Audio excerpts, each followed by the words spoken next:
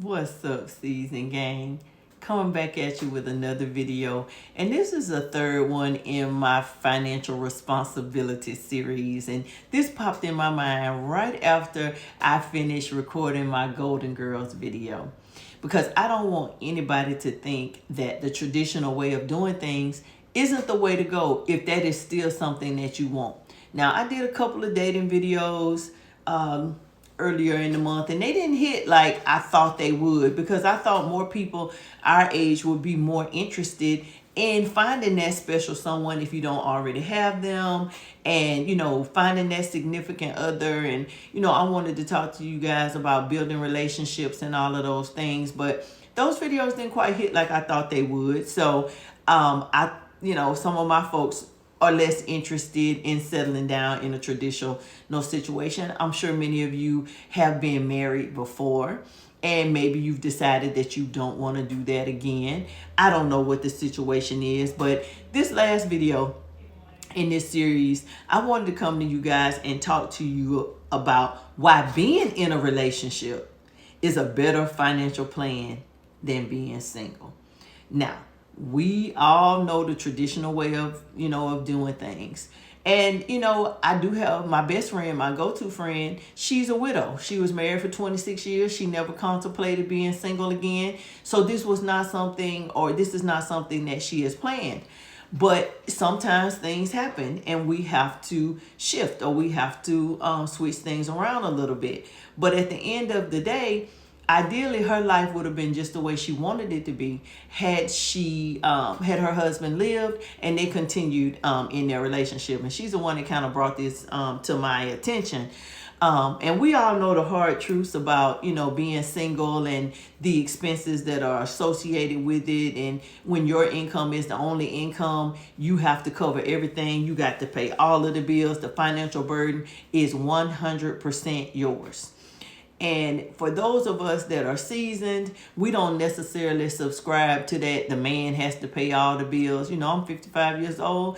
I have worked the majority of my life. I have my own money. And it has never been my intention to meet someone and have them completely take care of me, and I just take my money and do what I want to do with it. That's never been my thing.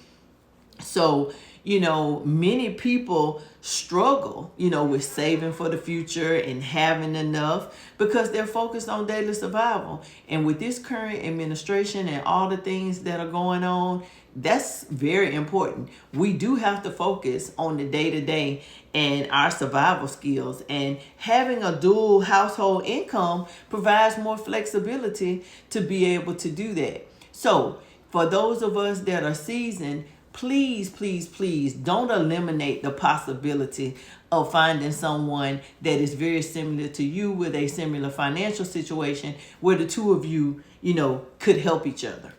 You could build wealth together. Home ownership is more attainable when you have two incomes.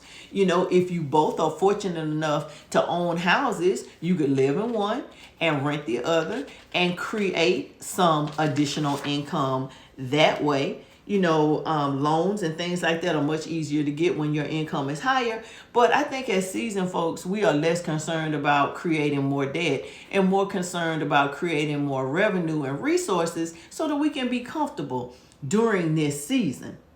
So we're less concerned about purchasing things. And now for my nieces and nephews, buying houses, as a married couple is much easier. Paying for private school and all of the kids' extracurricular activities is just easier when you're under the same roof and both of you aren't struggling to pay rent or to pay a mortgage, or heaven forbid, dad has an additional family, so he's trying to pay child support for one and maintain the household for the other. The traditional way of doing things is still the best way. I have been single. I have never been married, but I am still a proponent of relationships.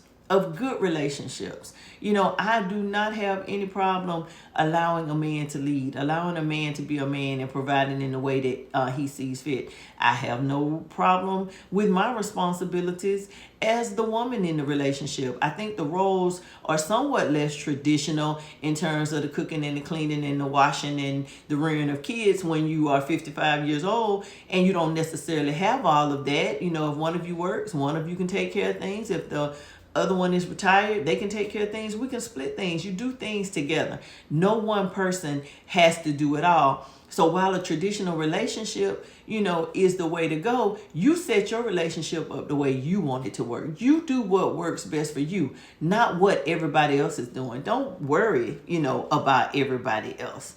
You can also, blend your assets, and that will give you an opportunity to invest more, maybe buy some more real estate. I don't know what the real estate market is going to do in the next 5 years, so real estate may not be the way to go. We may simply need to take some risk-free options to invest our money. But if you both happen to own a home, like I said, some additional passive income could be the two of you live in one and you rent out the other, and you might be to help another family in doing that.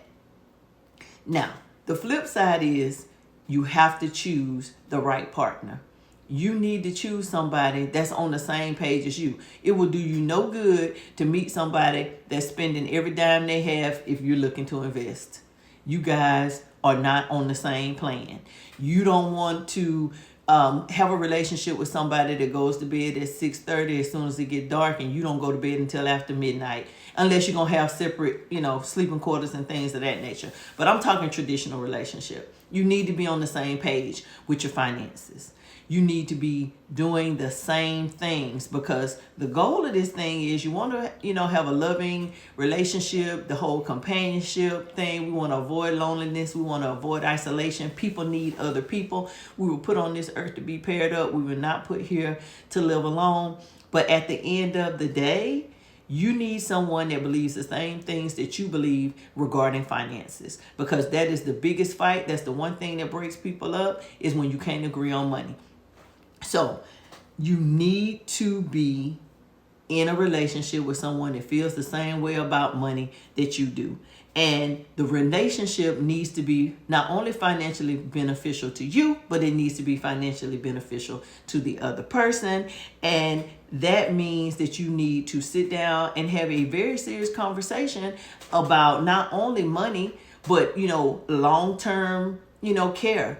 What are they thinking about doing? You have to discuss these things, because if that's your significant other, they're going to play a significant role in what happens in your long-term care and things of that nature if you combine your resources and your household. Be conscious of any red flags that you may see in that situation. Like I said, if they're spending every dime that comes to them and you're trying to invest, that's never going to work. Poor money management skills is the one thing that will break people up. So again, people, we have got to be on the same page. You have to be aligned with your financial goals, and communication needs to remain open. Now, typically, all of the other stuff, people get along. People typically get along. Like I said, you want to make sure that you kind of like to do the same things. You can't be a fuddy-duddy that's going to bed at 8 o'clock and he's still a crunk monster, and vice versa. You have to enjoy some of the same things, because in order to share space with someone that's over the age of 50, that's used to living by themselves, there will be plenty of compromise. Whether you want to or not, you're going to have to be flexible. And that's whether you have your golden girls, or your kids come back home, or you end up having to go live with your kids, or what have you. You're going to have some flexibility. You're going to have to give up some of that control. And I know that that's hard for us. But I wanted to come back to you guys and give you an additional option, because I don't want you to think that I'm anti-relationship. I am not. I am still open to the love of my life and doing all of those wonderful things together, if the good Lord says so. So I'm going to ask you guys to like this video, subscribe to the channel, and give me some feedback on what you think about this traditional relationship thing and the blending of finances and things of that nature, if you are aligned financially with that person. And until the next time, it's the Seasoned Lady signing off. I hope everyone has a terrific evening. Talk to you soon. Toodles.